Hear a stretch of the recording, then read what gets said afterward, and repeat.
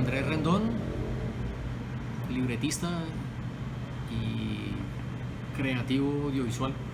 Muchas gracias, Juan, por la posibilidad de este encuentro.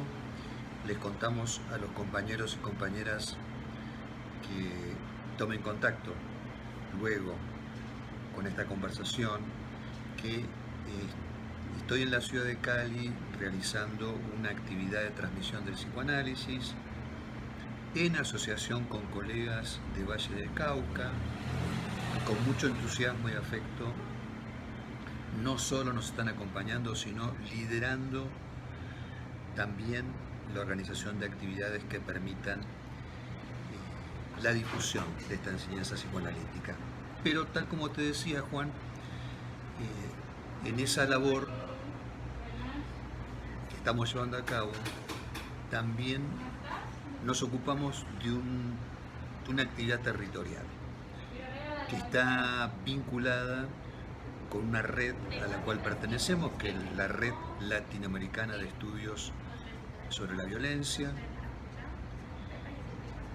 una entidad, un emprendimiento gestado en Tuxtla, Chiapas, cuya iniciativa estuvo a cargo de docentes, profesores, profesoras de la Universidad de Ciencias y Artes de Chiapas. En virtud de eso, nos interesa tomar contacto con testimonios vinculados a la violencia en distintas zonas de Latinoamérica. Y a mí me interesaba particularmente conversar contigo, sabiendo que desde tu labor de escritor, guionista, realizador, has tenido contacto con instituciones como la Policía Nacional, en la cual, según me has contado, estuviste trabajando durante 10 años, y también tuviste la oportunidad, la experiencia de realizar una serie que aborda la temática del narcotráfico y que en ese marco también has tenido la posibilidad de tomar contacto con algún personaje vinculado con estas organizaciones criminales. Pero podemos empezar sobre todo por esa labor que vos realizaste en la policía durante 10 años, donde estuviste en contacto con grupos especiales organizados en la policía para una lucha específica contra el narcotráfico, pero también con unidades de la policía especializadas en el tema de secuestros. En un momento de la historia de Cali en la cual entendemos que hubo una suerte de industria del secuestro aquí por parte de organizaciones criminales. Pero quizás podemos comenzar justamente por esa experiencia que vos tuviste durante 10 años de labor institucional en la policía. La policía quiso en algún momento hacer una serie de televisión. Convocó libretistas para que escribieran un libreto de prueba y ese concurso lo ganamos un amigo y yo. Lo que sucede es que la policía se encuentra con que hacer televisión es muy costoso. Entonces no pueden ellos producir porque no tienen los equipos, aunque tenían toda la infraestructura. Entonces, mientras se negociaba la serie, se buscaba un socio, a mí me dieron trabajo porque ellos tenían un programa de televisión y la directora de comunicaciones quería darle como un aire, me contrata a mí para hacer notas o pequeños clips sobre cosas de la policía. Y pues yo no soy periodista, yo soy realizador, yo soy libretista, entonces yo buscaba cosas atractivas, interesantes, chéveres, y tenía a mi disposición la Policía Nacional de Colombia. Nada más y nada menos. Con carros, helicópteros, hombres en armas, sitios, locaciones. Entonces empecé además a hablar de cosas que no se conocían, de los grupos especiales que ellos tenían, porque en ese momento la lucha contra las drogas estaba intensificándose. Estados Unidos les ayudaba, pero no era una cosa a la escala de hoy. Entonces eran unos grupos especiales muy pequeños que se entrenaban mucho y específicamente para en zonas rurales desmantelar laboratorios, enfrentar a quienes a quienes defendían a los que cultivaban, porque quienes defendían eran grupos armados, muy bien armados. Y estos eran grupos pequeños que se enfrentaban a grandes grupos armados ilegales, pero que eran muy efectivos. Entonces yo empecé a contar ese tipo de historias, o los grupos de rescates de antisecuestro, ya que hubo una industria del secuestro infame y muy grande, y esta gente se especializó en hacer rescates. Ahí estamos hablando de qué época, Juan. Eso es... ¿De qué años? Eso puede ser después del 97, entre el 97 y y comienzos del 2000. Durante 10 años estuve yo en la policía, haciendo cosas. Mucho tiempo. Sí, la verdad sí, porque fueron durante varios periodos de tiempo. Y me conocieron, entonces me contrataban para hacer videos de ellos y cosas así. Te conocieron y le caíste bien. Pues sí, yo no hacía propaganda, yo hacía crónicas de sus trabajos, de lo que ellos hacían, que no se conocían. Porque yo propaganda no hago, no soy de ese tipo. Tenía los medios y yo podía decir, a mí me contrataron para hacer un video de un helicóptero. ¿Y cómo se graba eso? Pues con otro helicóptero. Entonces yo grabé eso montado en un helicóptero, con un radioteléfono diciéndole al del otro helicóptero, al protagonista, suba, baje, tírese. Y mi camarógrafo grababa. Siendo una labor de director. Sí, claro. Imagino que habrás sido investigado antes de tu ingreso. Ellos se supone que hacían una verificación de seguridad. De todas maneras, pues yo iba a trabajar con alguien muy específico que hablaba al oído del director de la policía de ese entonces. Entonces, pues no iba a entrar cualquier persona. Venía con una buena recomendación. Sí, pues ella sabía que yo escribía, sabía que era realizador y necesitaba a alguien que le diera un aire. Después ahí se juntan las cosas y puede ser. Y efectivamente pues hago yo ese tipo de notas, de crónicas, y se cuentan las historias. Pues era un programa institucional, triste porque no se le hace publicidad, no se mueve más, aunque se pudiera. Aunque si hubiera estado en esta época, en las redes, se hubiera podido distribuir más, hacer un órgano un poco más fuerte, interesante. Esa oficina se volvió después algo que se llama el Comando de Operaciones Especiales. Comando de Operaciones Tácticas, una cosa así, porque las comunicaciones se vuelven algo importante. Pues así llego yo a la policía y a saber historias, y obviamente es la violencia que padecen y a veces ejercen los miembros del Estado. ¿Es violento? Pues es violencia porque les toca a ellos ir a la ofensiva contra un enemigo en armas que está quebrantando la ley del país. Ahí estamos hablando de qué época, Juan. Esto es un poco después, yo creo que ya ha entrado los 2000, porque los secuestros empiezan a coger auge con las guerras de los narcotraficantes que se secuestraban entre ellos y toda la cosa, empezaron a secuestrar para ejercer presión sobre el Estado. Eso es en el 96, 97, que lo hizo Pablo Escobar, que secuestró políticos para presionar al Estado. Y eso se deriva en un negocio de la guerrilla y de bandas delincuenciales que secuestraban para venderle a la guerrilla los secuestrados.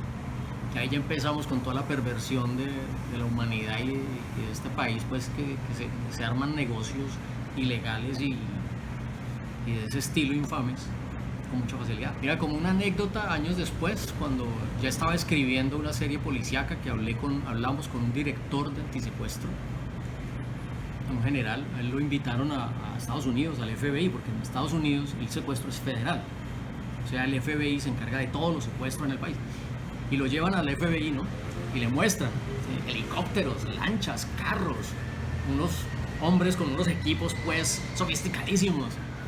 Pues él pregunta, ¿cuántas liberaciones, cuántos rescates han hecho este año? 0. ¿Cuántas liberaciones ha hecho usted el año pasado? Como 150. En Colombia. El policía colombiano. El policía colombiano con una fracción de los recursos. Porque mucho de lo que se utiliza para el rescate en secuestrado es malicia.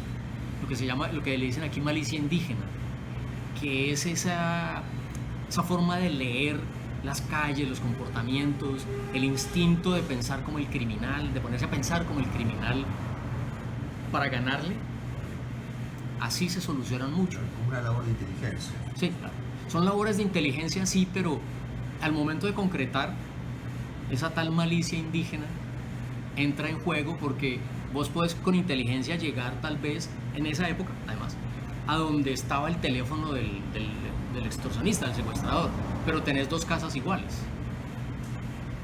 Entonces ahí se pasan 2-3 días mirando qué diferencia hay en las casas. ¿Por qué en una sí y en la otra no? ¿En cuál puede estar?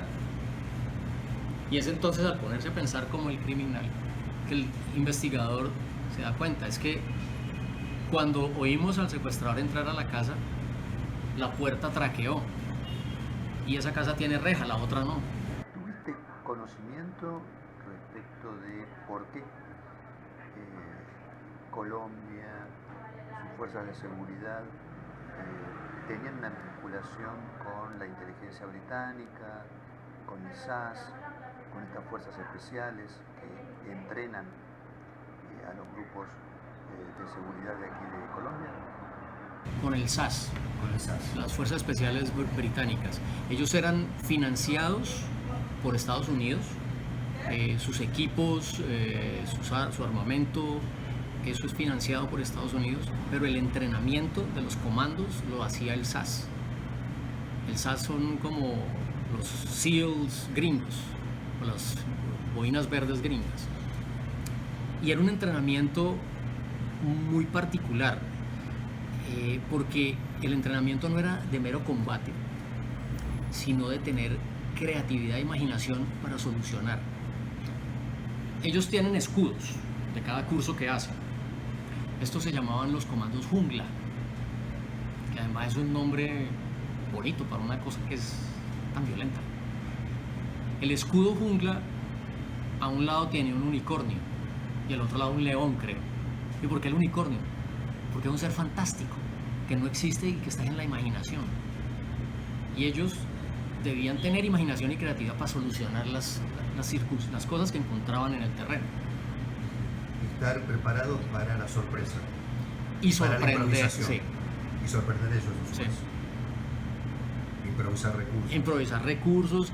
Y esta es gente que va en grupos muy pequeños, que se adentra en la selva solos para tomar una foto, para hacer un operativo o para sobrevivir, porque si el helicóptero se cayó, usted tiene que salir de allá.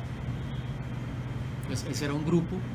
Había otro grupo que era el COPES, Comando de Operaciones Especiales, que se encargaba de combate urbano y a veces rural si tocaba, y solo se utiliza en ciertos casos especiales, que eso ha sido reconocido a lo largo de los años, ya cuando se empezó a combatir a las FARC con influjo de dinero de Estados Unidos, que ya había más helicópteros, más equipos, y estos pequeños grupos daban golpes específicos a las FARC. Guerra de guerrillas contra guerrillas. Sí. ¿Tuviste conocimiento de por qué esa vinculación con el SAS británico?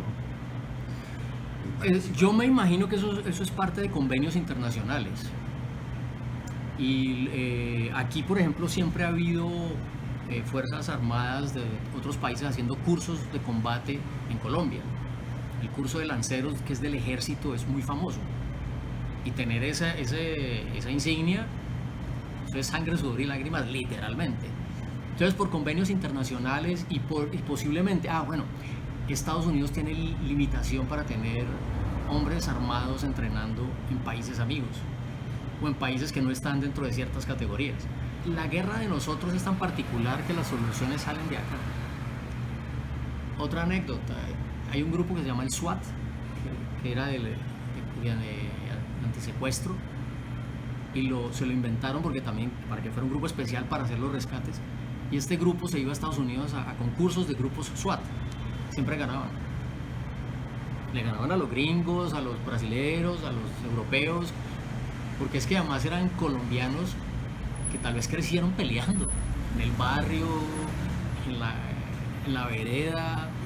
Son grupos que están en grupos sometidos a una presión en la que es sobrevivir a toda costa, usted los pone a pelear, ellos pelean a pelear, aquí los vamos a dar, y hágale.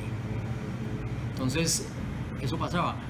Hay un cambio, pero eso viene años después, porque además en esa época el único ejército que tenía esa experiencia era el colombiano. Ningún otro ejército en el mundo tenía una guerra de 40 años. Y una guerra contra una guerrilla.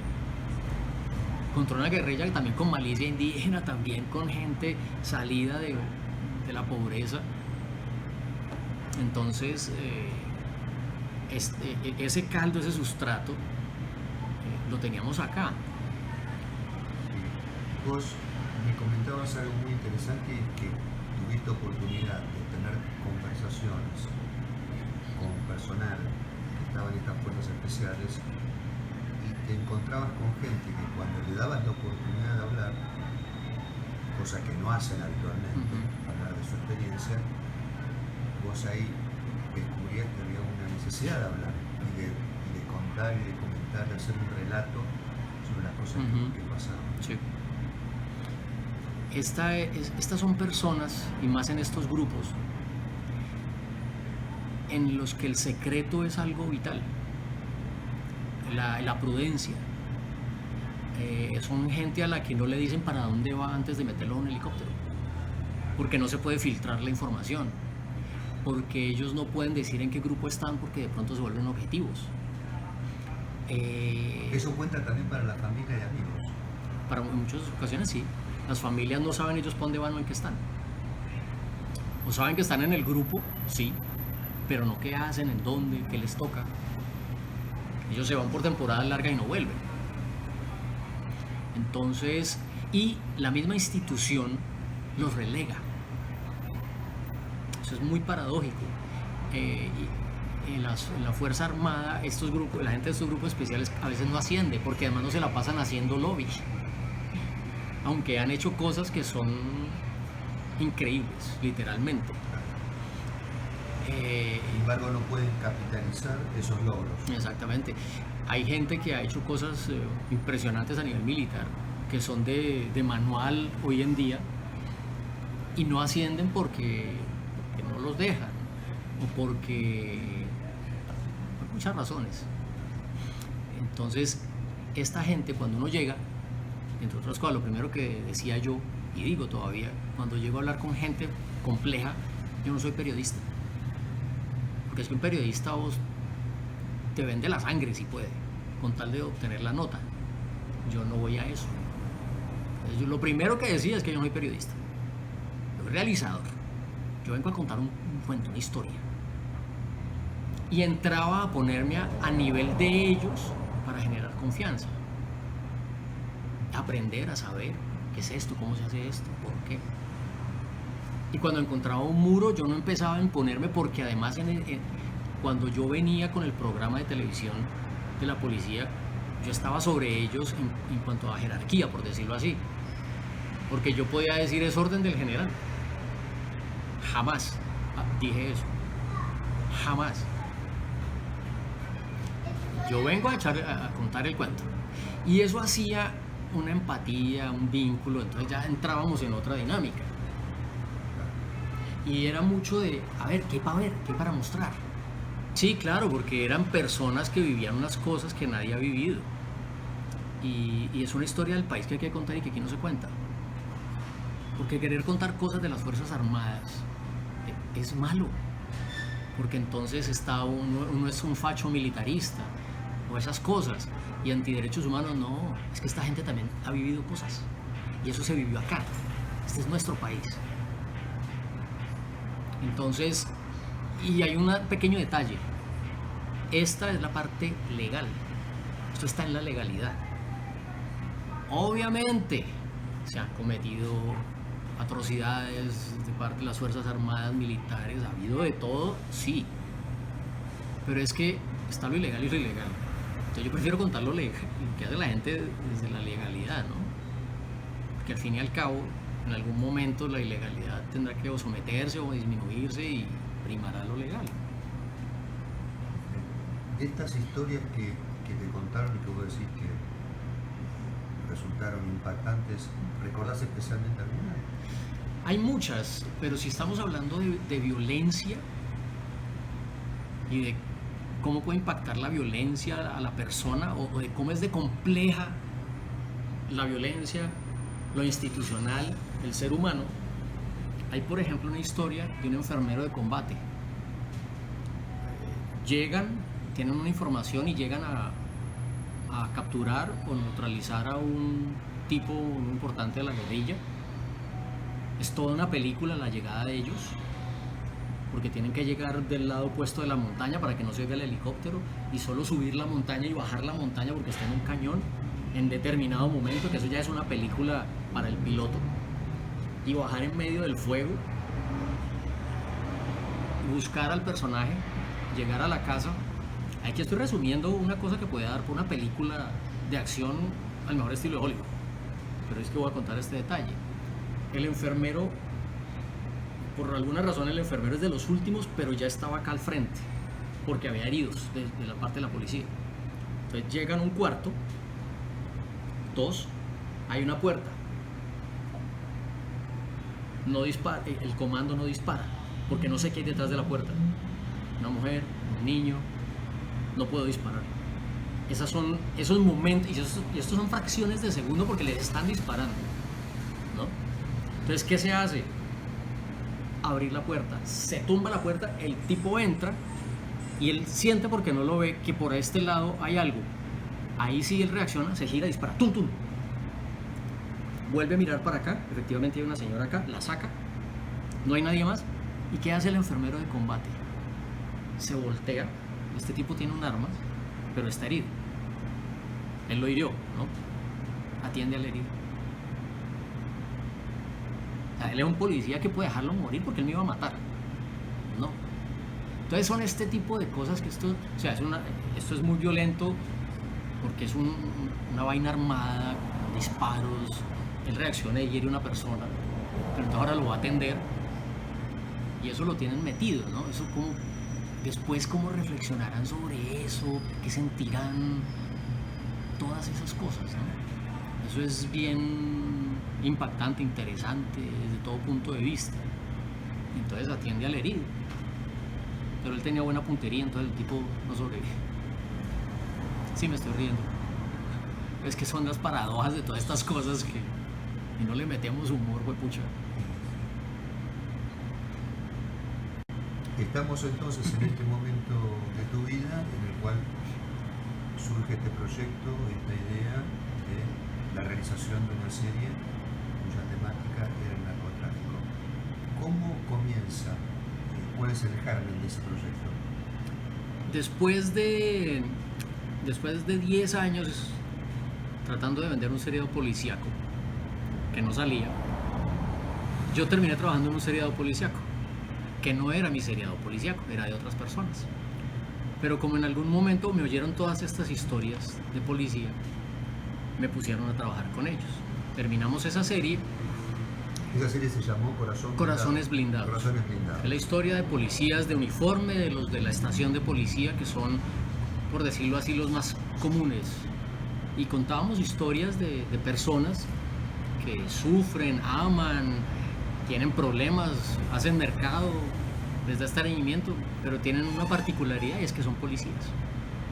O sea, es gente común y corriente haciendo algo un poco fuera de lo común. Ese es como el enfoque para contar una historia interesante.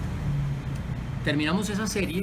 Ahí vos ingresás a ese proyecto como guionista. Sí, era libretista y por la calidad de mi trabajo pasé a ser de los que lo manejaba, o sea, quedé al mismo nivel de los que me contrataron, que yo iba a hacer solo diálogos, pero con tanta historia que tenía, y no solo la historia, sino cómo estructurarla para televisión. Como si fueras también un asistente de director. No, más como un productor. Uh-huh. Entonces, desde la parte de escritura, armamos todo nosotros, pues tanto que peleaba con los productores de la empresa porque yo quería poner narcosubmarinos, que son submarinos artesanales, y no me dejaban. Y yo tenía mi gran idea con y peleé por el submarino, no me pudo. Pero bueno, aún otras historias. Terminamos esto y la idea es seguir produciendo, obviamente, y para un canal de acá de Colombia, el dueño de la empresa, la casa productora de Corazones Blindados,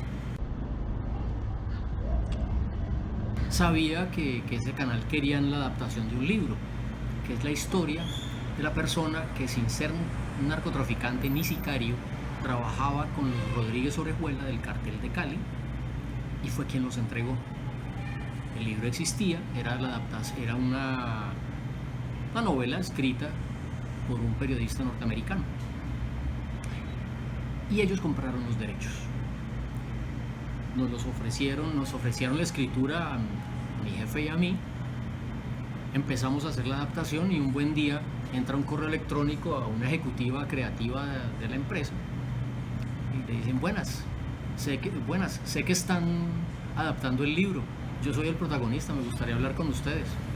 Fue quien los entregó a la policía colombiana y finalmente a la DEA. Y esta persona estaba en Estados Unidos con otra identidad y es el protagonista de ese libro. Él ha dado entrevistas y por ahí se consiguen audios, pero en ese momento pues quería hablar con nosotros porque estábamos adaptando el libro. ¿Qué impacto para ustedes recibir esa comunicación? No, pues Inesperada porque salió de la nada, contactó a una persona en la empresa, sí, pero pues que no estaba ni tenía que ver con nosotros. Entonces había que verificar que sí era, que quería, porque es que además si pide dinero ya la cosa se pervierte, porque nos puede decirnos cosas que son mentira, que quiere que escribamos por sus intereses. Hay muchas cosas que hay que pensar, pero parecía legítimo, viable, porque pues tampoco nos íbamos a arriesgar nosotros, porque ese señor tiene enemigos. Para toda la vida. Para toda la vida. Entonces, y por eso él está por allá y escondido y no tenemos ni idea ni dónde está, ni en qué trabaja, ni dónde vive, ni ahorita ni en ese momento. Y se va con toda su familia. Que de hecho él los entregó, pero entregó también al contador del cartel, que es el que terminó de hundir todo, porque él era el que tenía la información. Este señor pudo dar la ubicación, pero la información y la red de corrupción que ellos tenían, le entregó fue el contador. Que tenía las pruebas. ¿Se puede decir el nombre? Pues es que el nombre de él está en el libro. En este momento. ¿El libro se llama? En la boca del lobo. En la boca del lobo. Y así se llama la serie también. Y se llamó también así la serie. Sí. ¿Y el autor americano? William Rempel. En inglés se llama At the Devil's Table.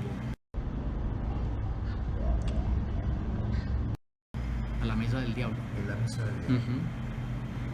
El nombre, es que ya se me confunden el de la ficción y el real. Creo que es de apellido Salcedo. Jorge Salcedo, tal vez.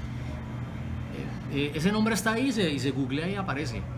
Salcedo, cartel de Cali, y ahí sale. Él era hijo de un general de la universidad más, entre comillas, prestigiosa privada de Colombia. Una persona de un estrato social alto. De aquí de Cali. No, de Bogotá. Pero con vínculos con Cali. Nos vamos a encontrar en un hotel a una hora determinada. Viajan a Estados Unidos. Viajamos a Estados Unidos, llegamos, estamos esperando, aparece la persona, entonces pues es un domingo por la noche, vamos a comer algo. Nos vamos tenemos un carro alquilado y nos vamos a un restaurante, nos sentamos a comer y ahí sí, como dice el dicho trágico, habla más que un secuestrado recién liberado. Ese señor habla y habla y habla y habla y habla y hablaba y hablaba y comíamos y hablaba y comíamos. El restaurante lo cerraron, se fueron los meseros, cada uno llevaba como las sobras de comida que quedan, ¿no? Y salían con su bolsita porque ya se iban, empezaron a recoger. La capitana pues de meseros se soltó el pelo, se quitó el peto y nosotros hable y hable y hable y hable y hable.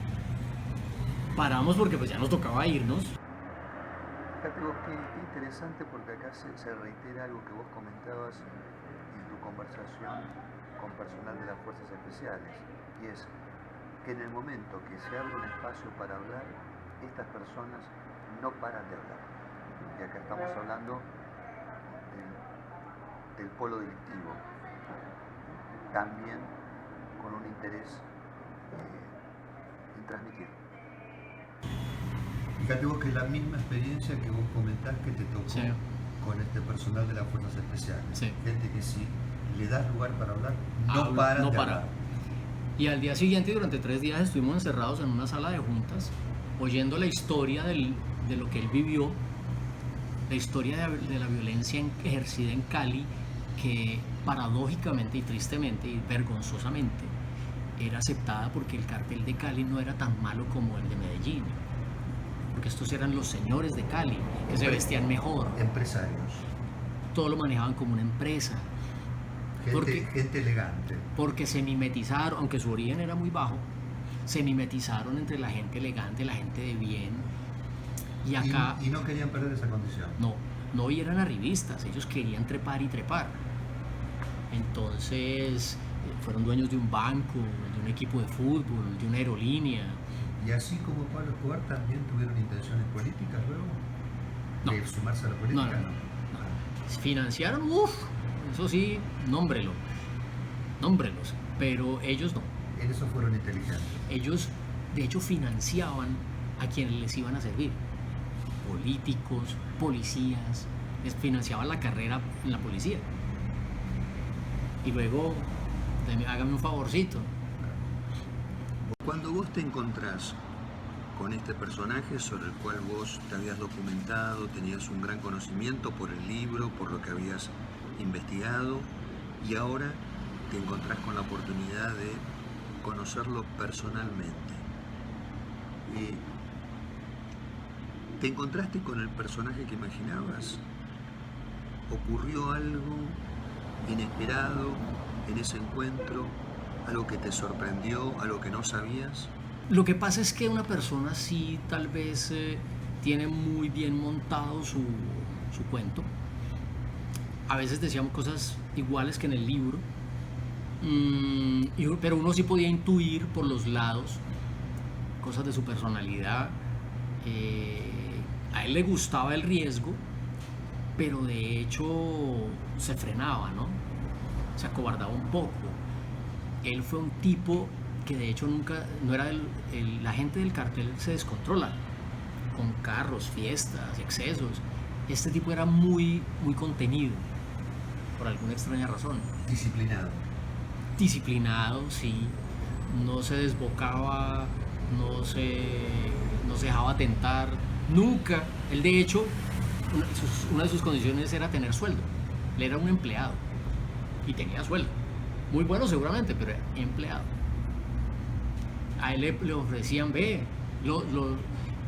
eso funciona, aquí están las cabezas, ellos hacen sus negocios, sus envíos grandes, tienen un montón de gente alrededor que trabaja para eso, pero esta gente alrededor también empieza a hacer sus pequeños negocios. Y esta gente hablaba con él. Esta gente le decía, vení, tengo este no se cae a la fija, ponete ahí algo y te organizás, cambias de casa, cambias de carro. No. Y no. Eso lo dice él, parece que es cierto porque incluso en algún momento, por otro lado, escuchamos las palabras que decían las personas que trabajaron con él y lo tildaban de cobarde, pudiendo hacer lo que quisiera, que de hecho si le hubiera pedido a los Rodríguez cosas se los hubieran dado, pero él no las pidió. Claro, pero seguramente esa austeridad, en algún sentido, prudencia, Sí. de parte de haber generado mucha confianza en los líderes del cartel. Claro, porque no era un riesgo, no era una rueda suelta, era leal al 100%. Qué paradójico que fue justamente que nos entregó. Sí, lo que pasa es que llegó un momento en que en alemán hay un dicho que es Weiße Jacke, la chaqueta blanca o el chaleco blanco, porque cree que estás metido en la porquería, pero vas de chaleco blanco y no te ensucias. Llegó un momento en que la porquería le llegó acá y él ya fue testigo de algo en lo que ya legalmente era judicializable, podía ser cómplice. de un crimen grave, atroz, de hecho. Y era como el punto de, eso lo concluimos después, era como el punto en el que Miguel Rodríguez lo quería tener a él porque lo veía como un sucesor. Hay un punto de inflexión ahí entonces. Él está en la escena de un crimen. No está, el cartel lo fue llevando allá para ponerlo ahí, en ese lugar, en ese momento. Para comprometerlo. Para comprometerlo, para probar su lealtad, para ponerlo en la situación de, ya lo siguiente es que usted va a mandar un cargamento. Y ahí ya hubiera sido el narcotraficante. Y él dice que no, que ya eso no. Es un par de aguas para eso. Sí. Entonces ya él dice que no va, que no. Porque entonces en ese punto él sabe que venía eso y si se niega, ¿usted cómo se niega? Es como cuando él llegó a Cali por primera vez. Un amigo de él, ex militar, le dice que lo va a llevar a una reunión, entra a la sala de juntas y están los 4 jefes del cartel de Cali, los 4 grandes, y le dicen: le tenemos una propuesta, pero usted puede decir que no, si quiere váyase. Cuando usted está en la sala de juntas de 4 tipos que lo está persiguiendo el planeta entero, es como va, como dice no. Entonces, ¿Él venía de una carrera militar? Él fue militar de la reserva. Eso lo hacía la gente que no quería ser militar, más bien como los que son militares aficionados y se meten aunque no quieren hacer la carrera militar. Y él sí tuvo algo distinto, y es que aquí en Cali, en algún momento, el M-19 en esa época, 80s, se trató de tomar Jumbo, que es una ciudad aquí cercana, industrial, con un estrato sindicalista muy grande, porque hay muchas empresas, muchas fábricas.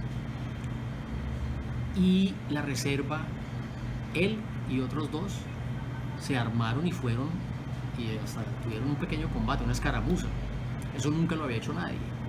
Y esa es su mayor experiencia, pues, que de hecho no fue un gran combate ni nada, pero lo hizo como militar de la reserva. ¿Y a qué se dedicaba él? Él era ingeniero, ingeniero mecánico y como que eléctrico, electrónico. Tenía una empresa, quería sacar un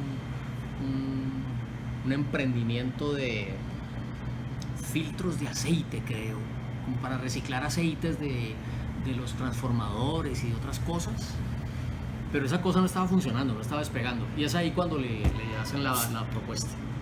Vos has comentado que Jorge Salcedo, justamente por venir de la ingeniería mecánica, electrónica, aportó innovaciones tecnológicas al cartel. Sí, él en esa época, que era todo a punta de radioteléfonos, él se inventa un sistema de comunicaciones a partir de radioteléfonos montados en las motos de la gente del cartel que recorría Cali. Y Cali era muy pequeño en esa época, más pequeño todavía, viendo que había sospechoso. Y ellos tenían en el manubrio y el obturador un cable hasta un micrófono, hasta un audífono y micrófono, y la antena en la placa, y así se comunicaban si veían algo sospechoso. Y puso repetidoras por todo Cali. Año 80. No, esto ya es 90, esto es 90. Pero 93, 94. Como una suerte de precursor del Rappi. Total.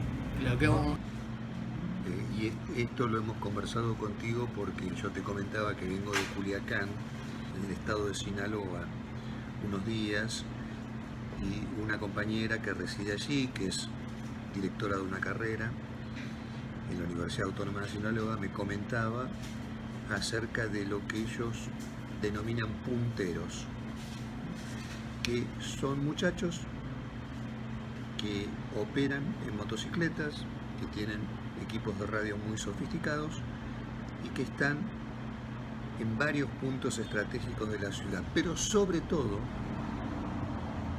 siguiendo a las patrullas del ejército mexicano que de tanto en tanto recorren la ciudad. Son camiones de las Fuerzas Armadas que llevan 2 personas delante y 4 o 6 soldados detrás, fuertemente armados, y estos punteros tienen la osadía, la desfachatez, no solamente de informar el paso de estas unidades militares, sino de seguir atrás de ellos su itinerario, casi como una cierta provocación. Entre el cúmulo de cosas y hablando sobre violencia y violencias y desfachateces, él es testigo de muchas cosas. En una de esas, ellos están buscando constantemente, la gente del cartel de Cali fue precursora de muchas formas de envío ingeniosas, envío de cocaína. Paquetería. De paquetería. Servientrega. Servientrega, pero eran postes de alumbrado en cemento, listones de madera, huecos. Y como empezaron a usar perros, entonces había que despistar a los perros y se les ocurrió usar canecas con cloro, por el olor. El olor ahuyentaba al perro. Entonces cuando iban a hacer los ensayos, entonces ellos dan la orden, vacéeme esas canecas, y los empleados hacen eso. Se fueron a un potrero, vaciaron el cloro en una alcantarilla, el cloro sale, pero los gases se devuelven, salen a un barrio y 3 personas se intoxican, 2 niños se murieron. Y eso fue una noticia, eso fue una cosa, Perdón, no se fueron a un potrero, lo hicieron en el barrio, en el desagüe. Pero obviamente la prensa está comprada, esas notas no trascienden, no se investiga tampoco dónde salió el cloro. Cuando pasa la marea, la idea era buena, ¿no? Entonces, vea, vuelva a hacer eso, pero, hombre, vaya y lo hace en un potrero y ojalá no se mueran las vacas, hombre, tenga cuidado. Frases de los señores del cartel. Esa es la humanidad del Ampón. Y aquí, pues, 3 familias sufrieron por el experimento tan chistoso. Cuando vos te encontrás con este personaje sobre el cual vos te habías documentado, tenías un gran conocimiento por el libro, por lo que habías investigado, y ahora te encontrás con la oportunidad de conocerlo personalmente. ¿Te encontraste con el personaje que imaginabas? ¿Ocurrió algo inesperado en ese encuentro? ¿Algo que te sorprendió? ¿Algo que no sabías? Sí, toda la complacencia y connivencia de la ciudad de Cali con ellos, ahí como se dice vulgarmente, se les abrieron de piernas. Uno lo intuía, lo veía, pero es que era demasiado. Hasta la sorpresa de encontrar gente conocida que estaba metida con ellos, gente cercana, y esta persona, vea pues, con razón la casa que tenían, y muchas otras cosas así de detalles que uno se dio cuenta a partir de conversar con él, porque además él iba hablando, ¿no? Y en tal sitio y tal otro, tal persona, el que era este y el amiguito de este, vea pues, ¿no? Y era gente que uno conocía. Miguel, creo que me toca. Bueno, Juan, te agradezco mucho. ¿Querías agregar algo más? No, que hay más para contar, es que hay mucho por contar. Yo parezco el secuestrado recién liberado.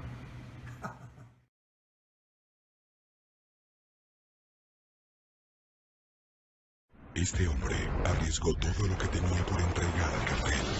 La confianza de su padre. No tenía opción. La decencia es una opción. No, papá, no tenía opción. El amor de su esposa. No soy un narcotraficante. Vos trabajás para la mafia. La seguridad de sus hijos.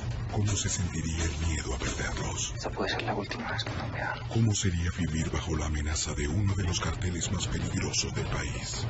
En la boca del lobo. Pronto por RCN.